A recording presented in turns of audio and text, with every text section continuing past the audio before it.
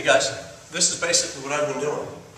I mean, straight up old school sit-ups, holding a weight, holding a plate. Believe it or not, if you hold this plate back here, this is a real challenge, okay? Every now and again, and I don't know if the camera's going to get me, but I'm going to try something.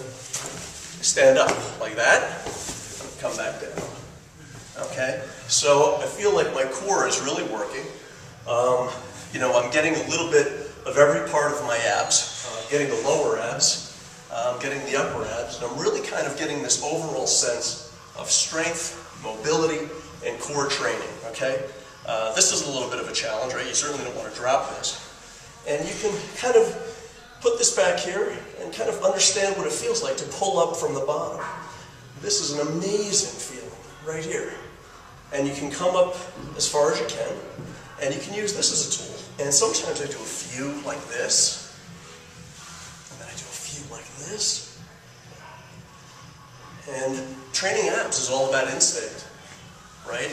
And you can use your mind to focus on any part of this area that you want to. A subtle movement, a subtle gesture in one direction, all of a sudden incorporates the serratus. Keeping the lower back into the mat is essential, right? So you don't want to be like this, right? You want to keep the lower back into the mat. Now, for those of you who are having a little bit of challenge with kind of coming up completely, right? But that is the sign of strength. Are you able to be on the ground and get up? So what's really amazing is when you do this, the next day you wake up and you pull yourself out of bed and you could feel your abs, you could feel them pulling you out of bed.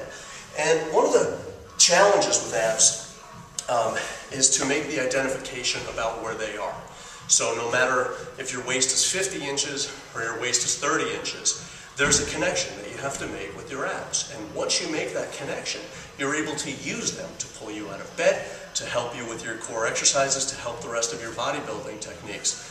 And I'm going to give you a technique. One thing that I do, especially for folks who are having a hard time saying, I don't feel my abs when I'm training. In other words, I feel this overall exertion, I feel this air, I feel this pressure, but I don't feel anything happening here, okay?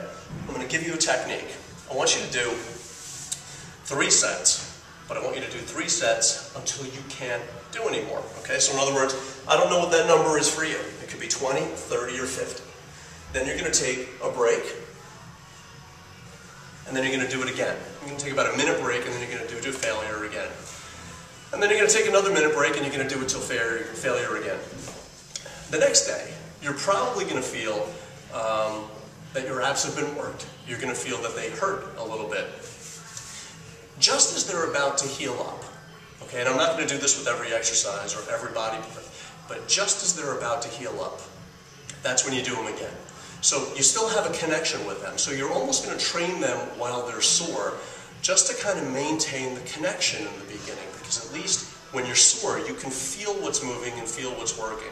So you don't want to do this for an extended period of time, but over a 2-week period or so, I want you to train your abs when they're still sore. Not completely sore, but just when they're about to heal up and you can still feel them.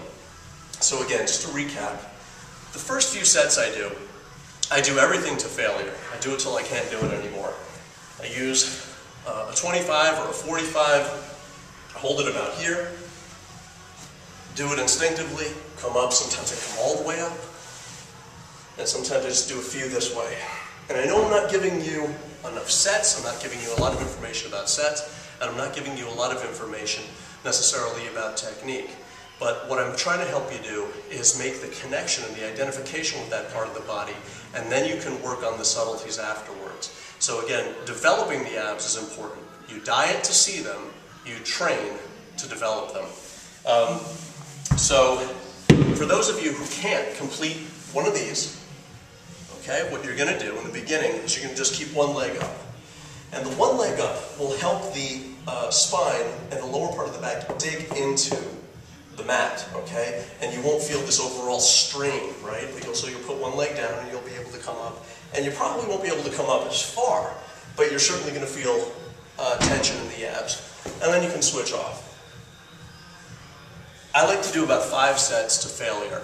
And as a more advanced move, you don't even need a weight to do this. You can just come up, stand up, and come back down. Okay? That's pretty much it for abs, guys and gals. Thank you so much.